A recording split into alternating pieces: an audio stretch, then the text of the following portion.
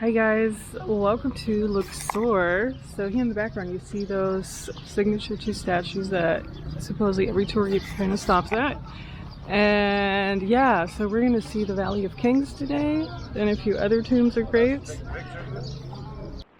It's always so baffling to me how even here, like, you just get completely interrupted no matter what you're doing, but whatever. I noticed a lot of honking and a lot of I picked my videos from Israel and everything.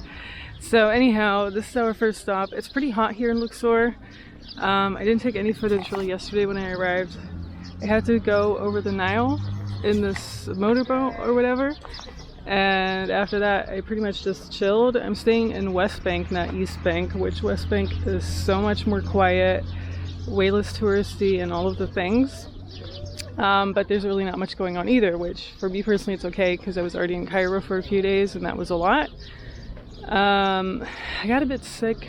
I don't know, I was eating something with fish. Got a bit sick, so I'm gonna try to avoid fish for the remainder of my stay. But other than that, I'm good. The air here feels much fresher than in Cairo. And it's obviously just like a tourist hotspot. So right now it's supposedly high season because in the summer here it gets way too hot. So February, March, up until April, supposedly high season. But yeah, so I have a t-shirt below this. In the morning it was still a little bit chillier. It's definitely always cold inside the house. So inside the hotels, inside the rooms, it's always cold, which I'm having a hard time getting used to that. And I think the Middle East for me is very challenging on this entire trip because of the lack of heating. It really reminds me of certain parts of Australia too, but it's been only a short time. All right, we're gonna have a full day ahead of us. We are currently here at our first temple. It's Hatshepsut. I had to really memorize that because the name was a bit difficult. Supposedly this is the first and only female pharaoh, so not the first pharaoh but female pharaoh, and that was 3,500 years ago. I'm not sure. Alright, we should spend some time inside the temples for Hatshepsut. I have a hard time pronouncing that.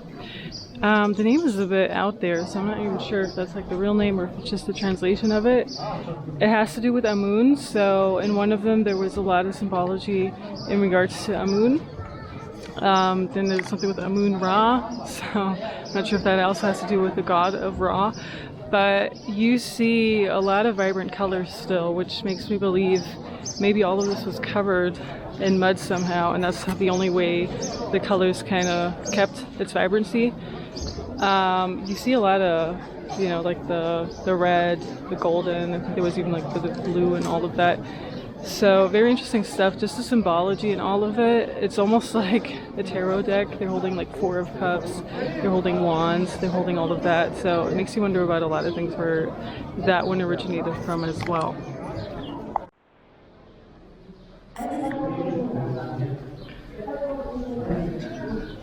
Alright, so in this specific temple area there are like 4 different areas, like rooms you can go in. And there's an incredible amount of Ankhs, A-N-K-H, Ankh.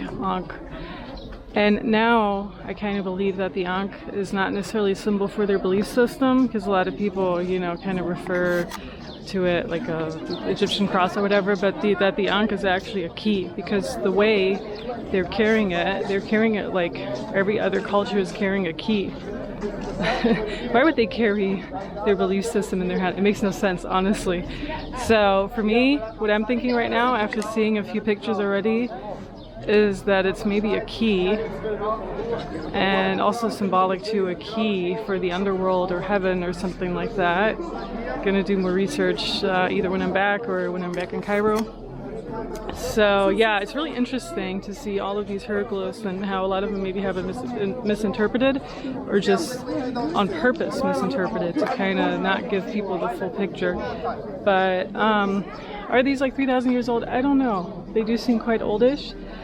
And here you have it again. Let me just flip the camera over right here. So this is the Ankh. This is a different symbol. You have the eye a lot as well, and you have this one too. And then you have the cups and the wands like we had in the other room.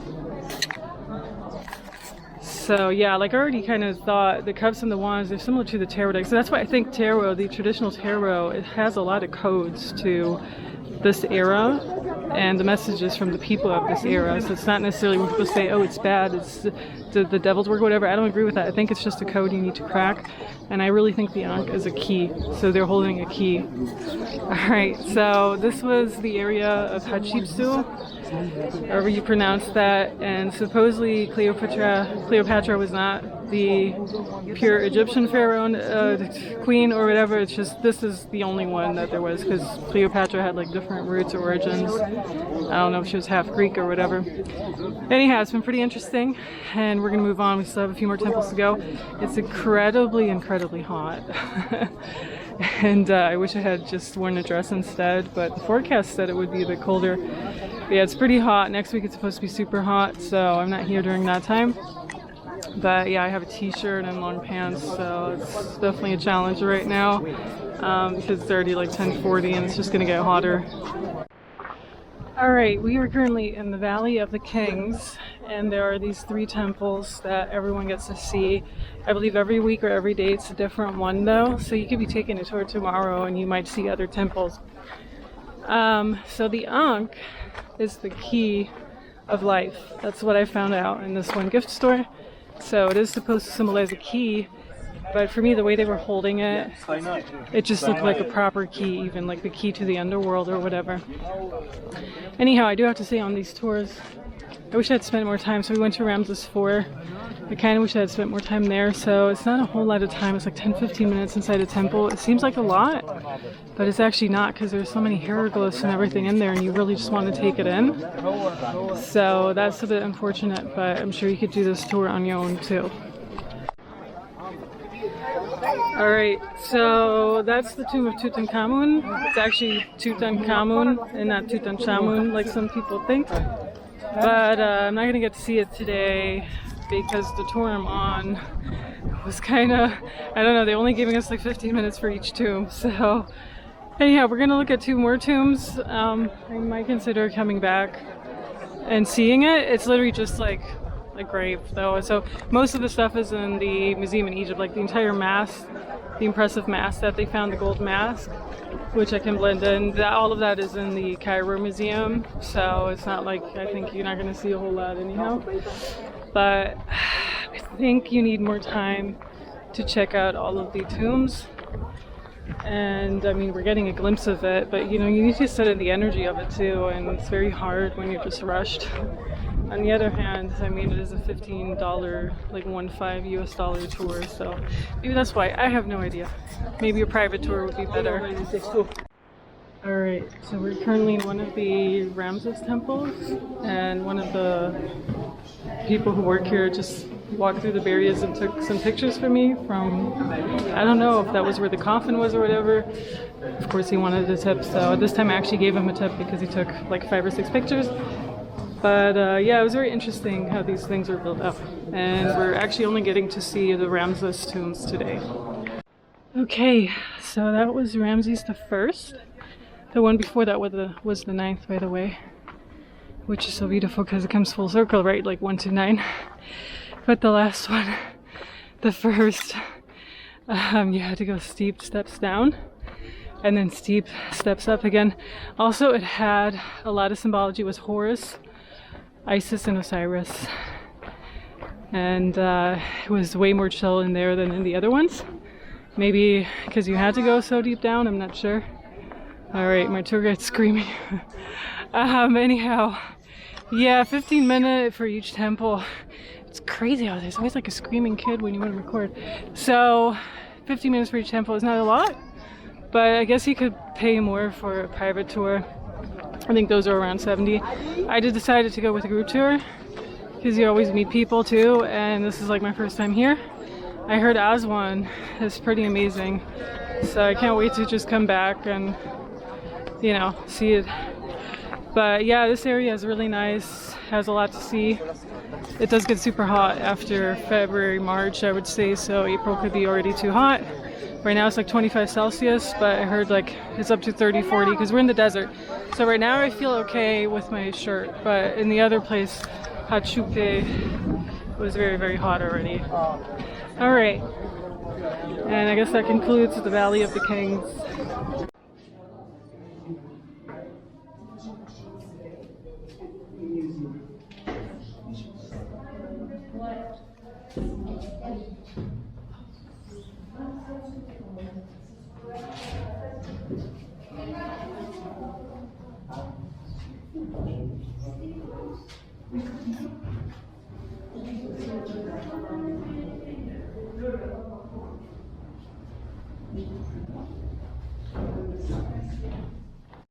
Okay, so we still had one more stop, and we're in Medinet Habu, if I'm not mistaken. Gorgeous place, creme de la creme, like the tour guide said. The most preserved temple. The colors aren't as preserved because it was out in the open. It wasn't buried like the other tombs and temples, but it's pretty amazing here. And we're just walking around and seeing all the different architecture, infrastructure. It's pretty big too.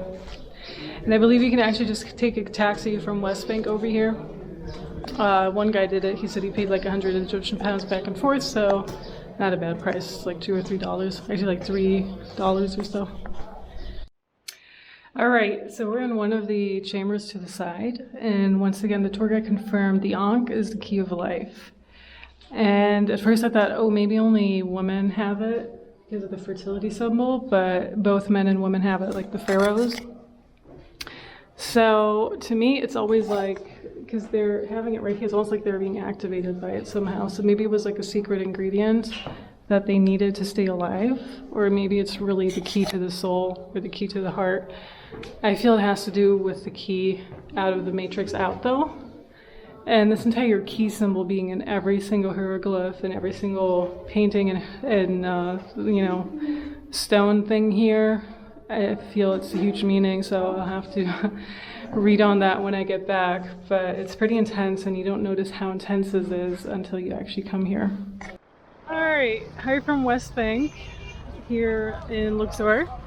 And if you look right across there, you will see East Bank. So now our task is to cross, and there are like a million people always harassing you, so I'm not sure how much I'll be able to record, but yeah.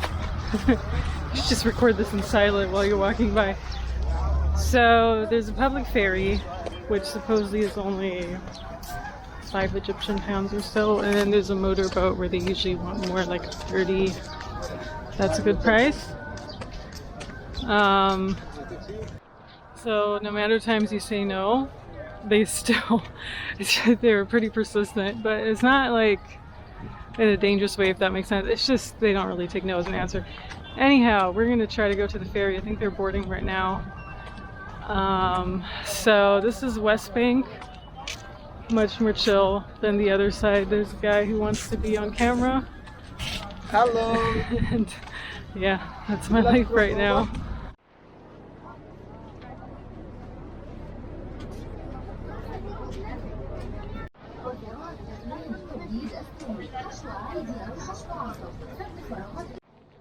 Alright, so we're currently in the Valley of the Queens. It's hot for sure, but you kind of get used to it after like 2 days, so I should have put some other shoes on. Yesterday I had like regular, you know, sports shoes, sneakers, but yeah, today I wasn't preparing for this. I was literally just preparing to go to the Medinet Habu, take some photos, like portrait photos, and then come back, but the driver said for a set price, which was basically less than the entire tour price yesterday, he can just kind of drive me to this, and also a few other things if I wanted, but I don't think I want to see them anymore because you always have to pay entrance fee and all of that too, and I think I just want to relax for the rest of the day. But yeah, this is something, the Valley of the Queens is something that people had recommended, so I'm just gonna check it out. You gotta walk to the tombs, so there's 3 tombs, and then for the Nefertiti one you have to pay an additional 1,000, which, how much is that, like 30 something dollars. I didn't do that. I just paid the regular entrance of like 100 Egyptian pounds. So we're gonna see 3 tombs for sure, because yesterday you could also have the option to add another tomb for another 1,000 or so, and the tour guide said it wasn't necessarily worth it. So yeah, today I'm just gonna see that, and maybe if I still have money over, like buy a few more souvenirs that I need. But yeah, you do get quite harassed by the vendors and everything. However, since I don't think I'll be going to East Bank anymore, at least, yeah, I'm not sure if I will. If I do, I'm going to be very careful not to take a horse carriage anymore. So this would be my only option to really buy souvenirs. And it seems like the price across all of it is pretty much the same. You know, they always say, oh, they give you a good price, but it's always pretty much the same, no matter where you go. So yeah, this is where we're doing. And so you have to walk quite a bit.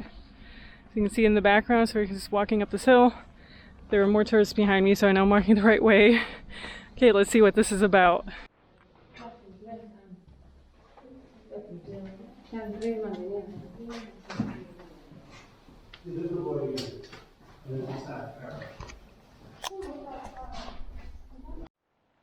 Okay, so some of them are really, really small for a tall person. This one's actually okay.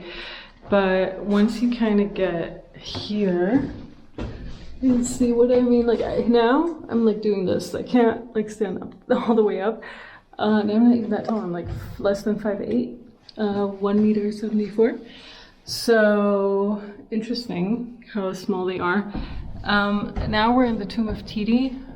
Whoever that is, I have to look them all up when I come back. And the colors are not as vibrant as they were in the other one. So the first one that we visited, they were very vibrant, but I also saw people in that one temple kind of fix them, which I'll put in a picture, but so I'm not really sure if it's all authentic or what's going on. But yeah, it's interesting to be here just to see it. I do have to say that, you know, because it's a different feel. This is like an empty chamber, so I'm not sure what's going on with that. Anyhow, we have one more tomb left, and the Queen of the Valley of the Queens, I guess you don't need that much time, but it's still good just to see it for sure. Another thing that I find way more relaxed right now is because I'm with a private driver, there's not that many tours around me because I feel the tours all arrive at the same time, or there are like way more people in a tour usually. And so you get a more private experience. And it was the same at Medinet Habu somehow, you know, tours came and went, but I still had enough time. I had an hour, whereas with the tour yesterday I only had like 15 minutes or 20 minutes. So I do think if you're here for longer, you could probably try to find a private driver in West Bank on the second day. It's still going to be cheaper than a tour. You're not going to get like the tour guide experience explaining every grave to you, but you can always look that up later, or you can just do your research beforehand. It's more about seeing it, in my opinion, anyhow. The tour guide did explain a whole lot, though. I do have to say that as well. But yeah, it's just a less rushed feeling, which is really what I was looking for yesterday, because I felt it was just too much. I wish I had at least 2 hours in the king tombs, but it's all good. All right. So we just did the last tomb. It had a lot of pictures from Isis, Osiris, supposedly Osiris twice, which I gotta go through my footage again when I have like a moment or when I'm at home already. It's definitely nice to have those tombs alone. There was one point where there was just one guy standing in the way and that was it, but a huge contrast from yesterday because everyone kind of goes to the Valley of Kings. So these are definitely way less busy, way more chill in my opinion. The only thing is always the people who work there, I don't know if they are called the guardians or whatever, but the people who work there, you know, they always show you stuff like this one guy showed me, oh, there's someone on the toilet, you know, so I took a picture of that, and oh, there's two Osiris, there's Isis, whatever, and they always want a tip for the information, and I'm just like, it gets annoying after a while, so sometimes I give them something, sometimes I don't, but whenever they want to take a picture of you, that's usually when they want a tip, by the way, just so you guys know for the future. So that last grave is in the background, and it's from Queen Nefertari, whereas actually there was only really one queen here, and that was the Hatshepsut, supposedly, but she's the wife of Ramses III, I think. I'm not really sure anymore. Anyhow, you have to pay extra for that. It's like an additional 1,000-something Egyptian pounds, which that's 30-something US dollars. I wasn't super interested in that, so I didn't do it, but you can read a lot of info outside on the entire thing that they have built up to. They have like a placket, and yeah, so I think that was pretty much it. So it took me 40-ish minutes, 45 minutes, and now I have to go back through all the vendors and make my way back to Luxor.